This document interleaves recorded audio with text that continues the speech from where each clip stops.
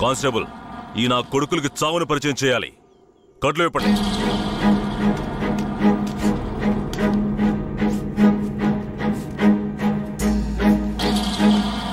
ఏంట్రా దొంగ నాయాళ్ళారా? పోలీసులు ఊర్లోకి రాకూడదా? వస్తే బొగ్గు మూటలో వేసి తగలబెట్టేస్తారా? అంత ధైర్యమారా మీకు? పోలీస్ అంటే ఏం పీకలేడు అనుకుంటున్నారా? పోలీస్ అంటే ఏంటో చూపించరా?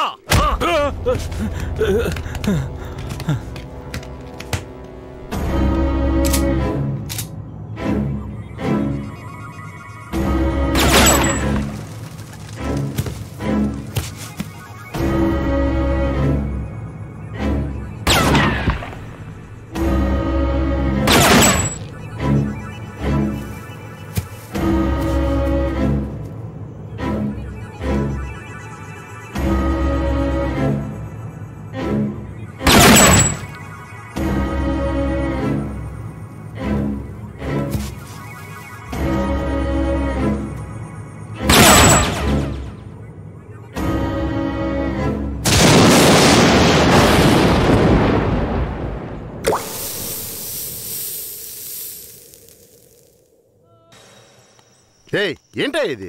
మార్చిని కూడా క్లీన్ గా పెట్టుకోవడం తెలీదా? మేమేం చేయగలం సార్? శవమిలా సంవత్సరాల తరబడి ఉంటే పురుగులు పట్టి వాసనే వస్తుంది సార్. అన్ని వెల్ఫేర్ సొసైటీలకి ఇన్ఫర్మేషన్ ఇచ్చాం, వాళ్ళు ఇంకా రాలేదు సార్. అనాథ శవాల్ని దహనం చేయడానికి ఎన్ని ఫార్మాలిటీస్ ఉన్నాయో మీకే తెలుసు కదా. గవర్నమెంట్ వాళ్ళకి తెలియజేసి పర్మిషన్ తీసుకునేలోగా తల ప్రాణం తోకొస్తుంది సార్. ఇప్పుడు ఏం చేద్దాం అంటావు? హాస్పిటల్స్ లేక అనాథ శవాలు చేరకుండా చూసుకోవాలి సార్. సార్, 3వ నెంబర్ వార్డులో ఉన్న అనాథ పేషెంట్ సీరియస్గా ఉన్నాడు సార్.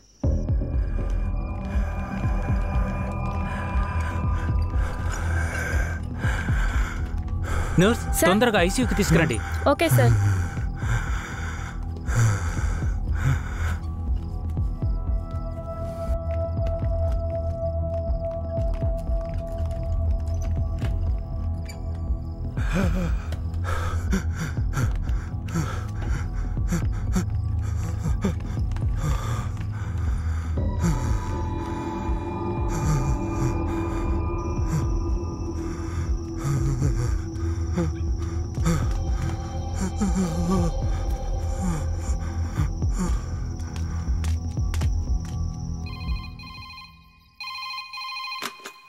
హలో సార్, పాత చర్చి పక్కన ఒక శవం ఉంది, వచ్చి చూడండి సార్.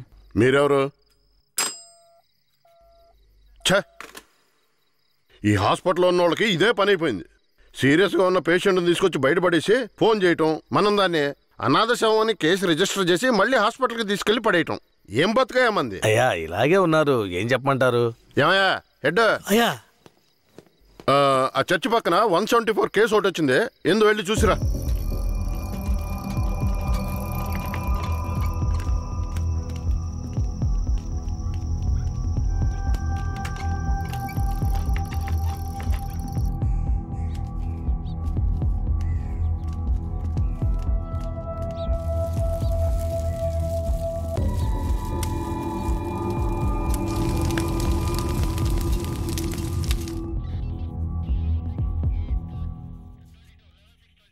ఏమయ్యా హెడ్, ఎప్పుడు వచ్చే 174 అనాథ కేసేనా?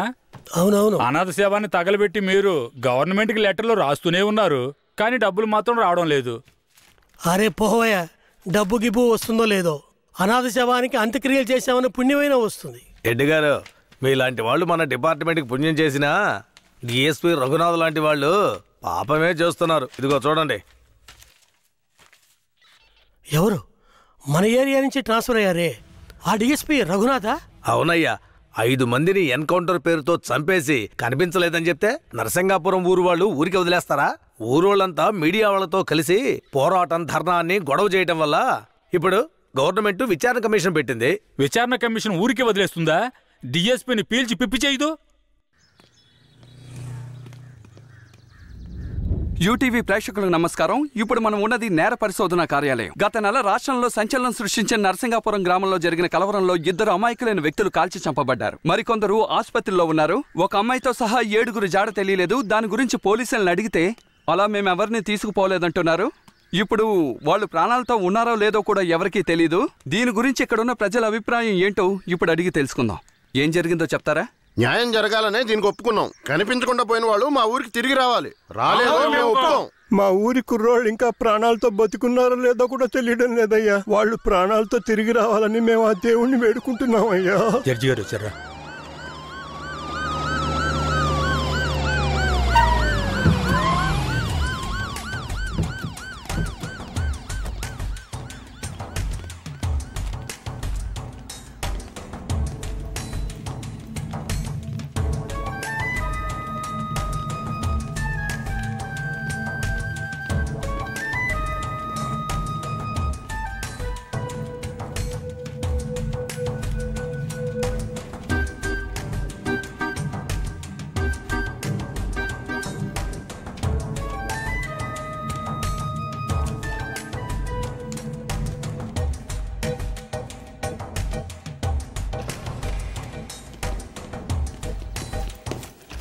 సార్ రఘునాథ్ మీరేనా? Yes sir. మీరు సర్వీస్లో వచ్చారు ఎన్నేళ్ళైంది? Sir I join service in. ఏ తెలుగు రాదా? మీరు చేసిన నిర్వాకాన్ని మెచ్చుకుని పత్రికలో ఫోటోలు వచ్చే చూడండి. కనిపించకుండా పోయిన 7 ఎక్కడా? నాకు తెలియదు సార్. మీరే తీసుకెళ్లారని తెలిసింది? నేను తీసుకువెళ్ళలేదు సార్. సరే మీరు వెళ్ళండి, అవసరమైతే కబురు చేస్తాను. Yes sir. గొడవలు జరిగిన ఊరికి రేపు మనం వెళ్ళాలి. బాధితులైన ప్రజల్ని కలవాలి. సార్ ఆ ఊర్లో ఉన్న వాళ్ళందరూ చాలా మూర్ఖులు సార్. వాళ్ళందరూ చాలా కోపంగా ఉన్నారు. ఇప్పుడు వద్దు సార్. ఇప్పుడు వద్దేంటి? ఖచ్చితంగా వెళ్ళాలి సార్. నర్సింగపురం ఆంధ్రాకి తమిళనాడుకి బార్డర్లో ఉంది సార్. ఈ ఊర్లో జనాభా మొత్తం 592 మంది సార్. ఈ గ్రామాన్ని బ్లాక్ మార్క్ గ్రామంగా ప్రభుత్వం ముద్ర వేసింది సార్. యాక్చువల్గా ఈ ఊరు ఎలా ఉంటుందంటే కర్రతుమ్మ చెట్ల మధ్య ఊరును దాచినట్టు ఉంటుంది సార్. ఈ ఊరు చుట్టూ సుమారు 20-25 కిలోమీటర్ల వరకు కర్రతుమ్మ చెట్లే సార్.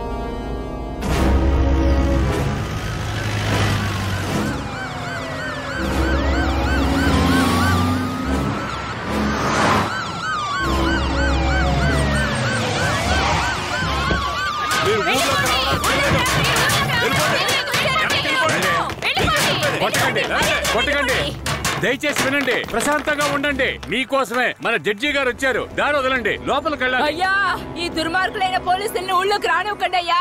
నా కొడుకుని మనవల్ని లాక్కుని పోయారు. ఇంతవరకు ప్యానల్తో ఉన్నారా లేదో తెలీదయ్యా. మీరే న్యాయం చేయండి అయ్యా. మీరు భయపడక్కర్లేదు.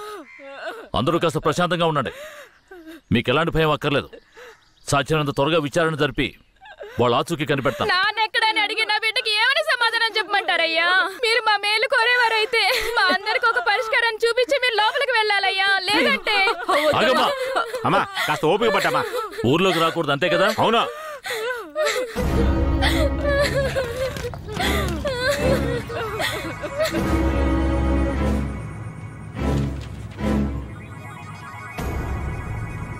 పోలీసులంటే అందరికీ భయం ఉంటుంది, కానీ ఇంతగానా? ఊరంతా భగభగ మండుతోంది. అంత దారుణం ఏం చేశారు? ఎంతమందిని చంపారు? అది కాదయ్యా, గొడవ జరిగినప్పుడు ఆ ఊరు వాళ్లే పోలీసుల మీద నాటు తుపాకీలతో కాల్చారు. తర్వాత వాళ్ళని భయపడడానికి పోలీసులు మోకాళ్ళ కింద కాల్చినప్పుడు గురి తప్పి 2-3 చచ్చిపోయారయ్యా. కనిపించకుండా పోయిన 7 ఏమయ్యారు? వాళ్ళు కర్రతుమ్మ చెట్ల పక్కనో లేక తమిళనాడు బార్డర్లోనో దాక్కుని ఉంటారు. దాక్కుని ఉంటారా? అందుకే ఊరంతా అలా గగ్గోలు పెడుతోందా? ఎందుకయ్యా అబద్ధాలు చెప్తారో? ఆ ఊరు గురించి అన్ని విషయాలు నాకు తెలియాలి. పూర్తి వివరాలు తెలిసిన వాడిని తీసుకురండి. మీ పేరేమిటి? నా పేరు రామూర్తయ్య. మీరక్కడ ఏ సంవత్సరంలో పనిచేశారు? 1980లో ఆ ఊర్లో డ్యూటీ చేశానయ్యా. ఉత్తినే పేరుగా ఊరు బయట పోలీస్ స్టేషన్ ఉంటుందయ్యా. ఆ ఊరికి పోలీసులకి అసలు ప్రాబ్లం ఏమిటి? అయ్యా, అది నిన్న ఈ రోజు వచ్చిన ప్రాబ్లం కాదయ్యా. ఎంతో కాలంగా ఆ ఊరికి మన పోలీసులు కూడా ప్రాబ్లం అయ్యా. ఆ ఊర్లోకి పోలీసులు అడుగు పెట్టకూడదయ్యా. ఒకవేళ వెళ్తే ప్రాణాలతో తిరిగి రాలేరు. దొంగతనమే ఆ ఊరాళ్ళకు కులవృత్తి అయ్యా. హత్యలు, దొంగతనాలు, దోపిడీలంటూ వాళ్ళు చేయని వృత్తే లేదయ్యా. వీళ్లకు అసలు రేషన్ కార్డులు ఉన్నాయో లేవో గాని ఒక్కొక్కరి మీద 4-5 కేసులున్నాయ్యా. వీళ్లను చూసి ఎదుటి వాళ్ళు భయపడాలే తప్ప వీళ్ళు ఎవరికీ భయపడరయ్యా. వాళ్ళకంత ధైర్యం రావడానికి ఎవరు కారణం? అందుకిద్దరే కారణం అయ్యా. ఒకడు కేశవరాయుడు, ఇంకొకడు వీరయ్య. ఎవరు వాళ్ళు? వీడు కేశవరాయుడు, వీడు వీరయ్య. అయ్యా, వీళ్ళిద్దరికీ దొంగతనమే ప్రధాన వృత్తి అయినా కేశవరాయుడికి బొగ్గుమూట్లు అమ్ముకోవడమే ముఖ్యమైన వృత్తయ్యా. ఊళ్ళో ఏదైనా పెళ్ళంటే వాళ్ళిద్దరూ పెళ్లివారి మీద దాడికి బయలుదేరతారయ్యా. 1980లో తమిళనాడుకి వెళ్ళాలి అంటే నరసింగాపురం పక్కనున్న మెయిన్ రోడ్డు మీదుగా వెళ్ళాలి. 10-12 బండ్లు కలిసి ఒక్కటిగా వెళ్తేనే ఊరు క్రాస్ చేయగలరు. అలా కాకుండా ఎవరైనా సెపరేట్గా వెళ్తే అంతే.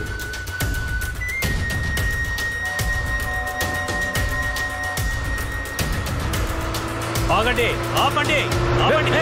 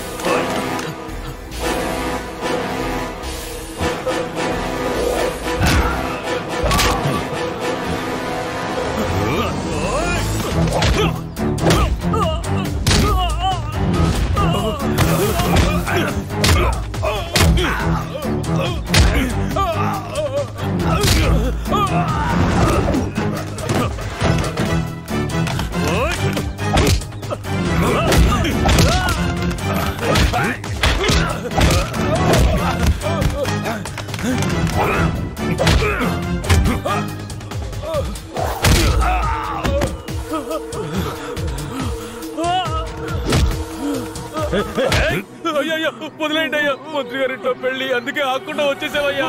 అయ్యో వదిలేయండి అయ్యా, అయ్యా వదయ్యా. అయ్యా రే, మేము ఆకలి కోసం దొంగలిస్తున్నాం, నీ మంత్రిలాగా ఆడంబరంగా బతకడానికి కాదు. ఊరు సొమ్ము దోచుకునే వాడి కోసం అడ్డమైన పనులు చేసి అల్పాయుష్లో పోకు. నిన్ను నమ్మి నీ కుటుంబం ఉంది. మా ఊర్లను పెళ్ళేరా.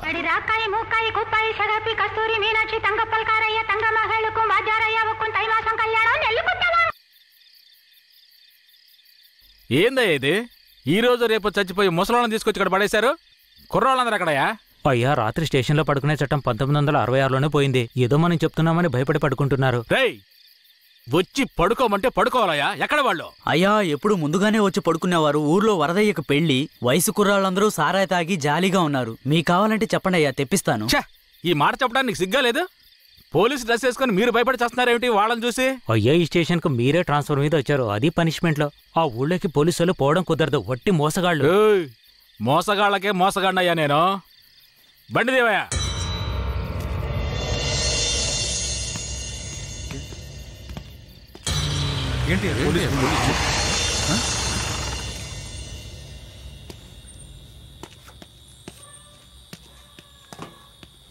రేయ్, వరదయ్య లేదేనా? ఎక్కడ రాడు? అయ్యా, వరదయ్యకి మొదటి రాత్రి అయ్యా, దయచేసి వదిలేయండి అయ్యా. రేయ్, మీకు అసలు రాత్రే లేదు, అందులో మొదటి రాత్రి ఒకట. తోలు తీస్తాను, రావయా. ఎవరండి?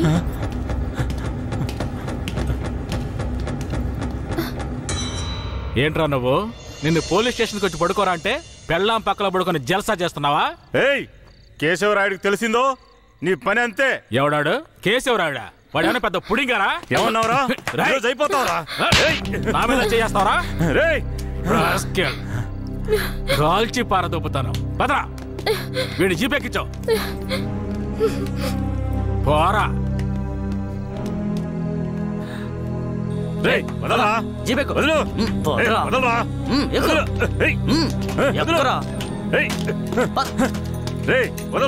చేతులు పెట్టరా.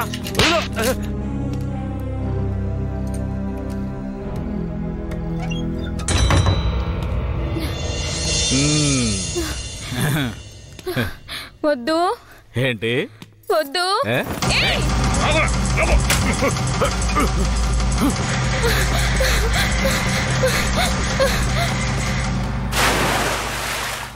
అయ్యయ్యో, వరదయ్య పెళ్ళం బాయిలో పడిపోయింది. అయ్యయ్యో వరదయ్య పిల్లం బావిలో పడిపోయింది. అందరు రండి, వరదయ్య పిల్లం బావిలో పడిపోయిందయ్యా. త్వరగా